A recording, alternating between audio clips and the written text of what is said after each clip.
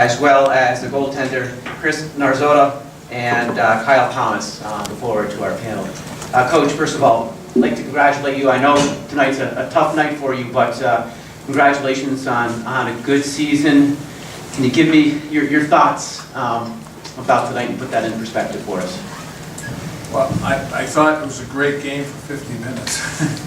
I thought we played pretty well the first and second period. In the third period, I thought it was tilting our way.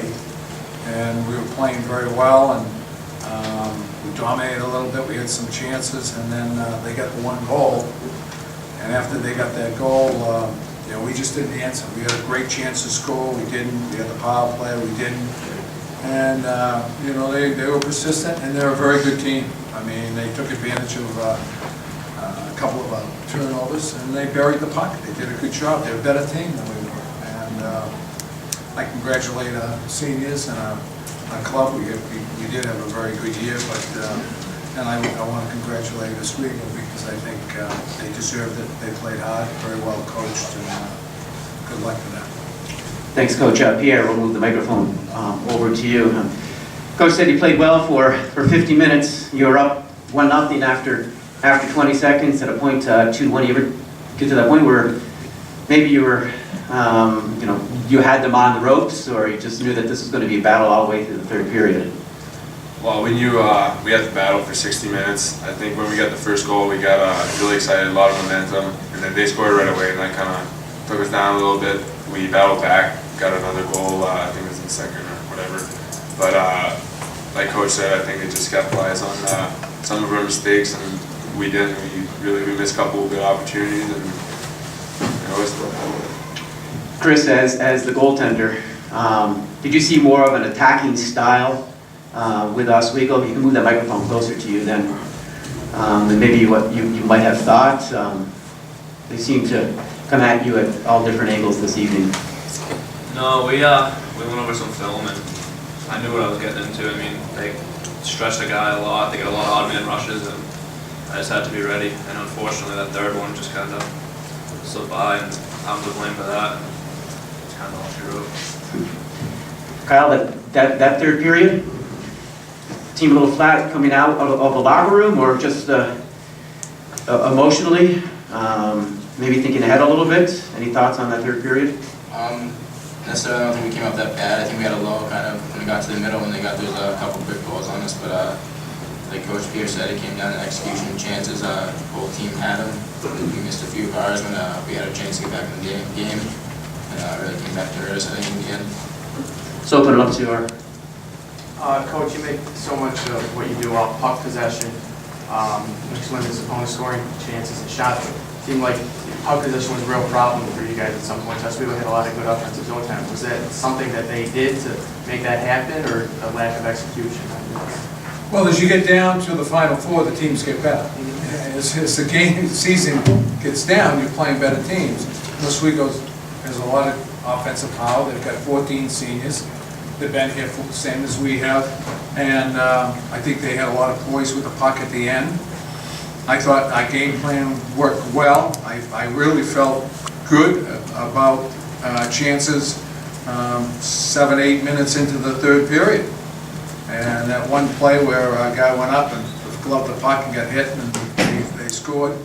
And then we had a chance right after that to tie it, and we got a power play, and we were horrible in the power play. We didn't execute, and that kind of, I think that was momentum. It gave them, killing the penalty and being up 3-2 gave them a lot, and that's when they took advantage of us. Chris, I think your coach talked about how, and you talked about it too, about how high-flying Oswego's offense was. There was a lot of opportunities in the first and second period where they got some partial breaks, some good great opportunities that you really stood tall on. Did you feel more pressure tonight, maybe you did in some other games in regular season, to stand tall, hold off that pressure with such a good team like Oswego? No, to be honest, I was actually probably calmer than usual, which I think was a good thing. I felt pretty good in the first and second. They got a couple goals at first. I don't know what happened, just kind of just a scrum, but I actually felt pretty good throughout the whole game. And I don't know, they just got a couple by us, and we could have answered it back. I think the game looked a lot worse than what it was. because of 5 minutes of the game, you look back and you go, oh, they just were too much. I don't look at it that way. I thought we had a little bit of the play in the third period. I felt very good about it. But we had 5 minutes where they dominated, and that's why they're a very good club, and they played better than we did. But I don't think the guys feel like, wow, we're outshot 50-10 tonight. I didn't see that at all. Coach, I don't know what the final total was for shots, but in a way, the third period was 27-17. You guys are not used to getting outshot. Got a pretty useful defense. Was it that? Was it the Oswego offense getting through it no matter what? I think they have real good balance in their forwards, and their defense are better than what they get credit for. And I thought they moved the puck very well. Their kids handled the puck. They showed a lot of poise at our blue line with it.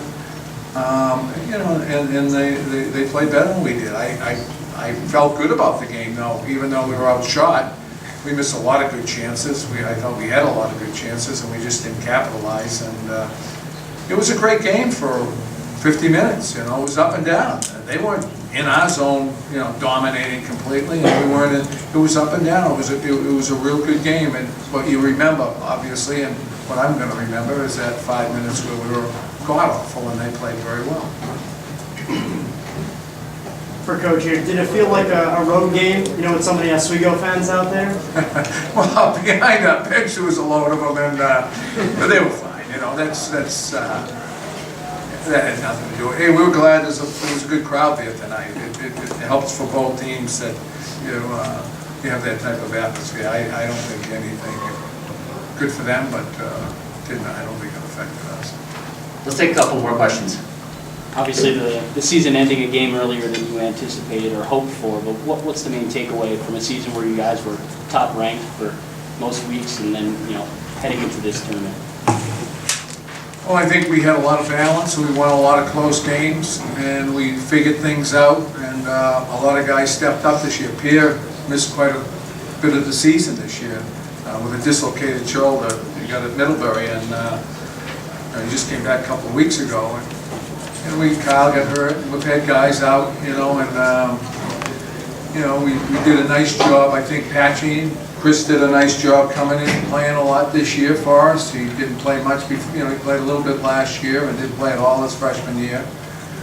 And I thought we had a very, what I'd call a good team. And I thought a lot of guys overachieved. I mean, we had a lot of guys in the lineup that have done a lot, and they worked their tail off, and they were good team guys. And it was an excellent team to coach. I really enjoyed working with them this year, and it's just too bad.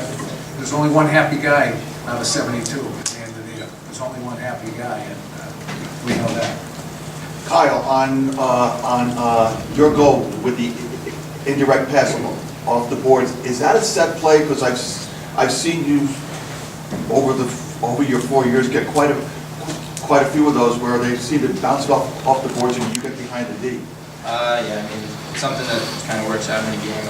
The D was kind of cheating up a little bit, so I mean, I felt like I could get a step on him, so I just took off. And Dean had a great draw, went right back, and Corey made a great indirect. And after that, it was just off to the races. So it was a good play, worked out. Let's take one more question.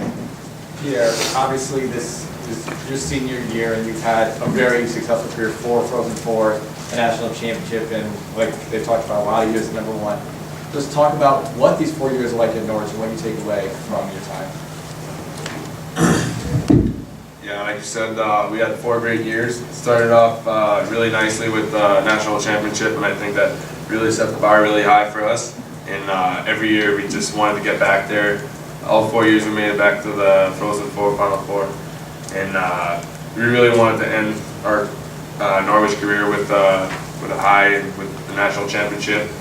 Fortunately, we didn't get the bounces. We didn't play as well as we should have, and we didn't win it. But I take away a lot of great memories, a lot of great friends I met, great organization, good coaches, and hopefully I just wish the best for the organization. They did so much for us, so hopefully they can get there next year and get a national championship that we didn't win.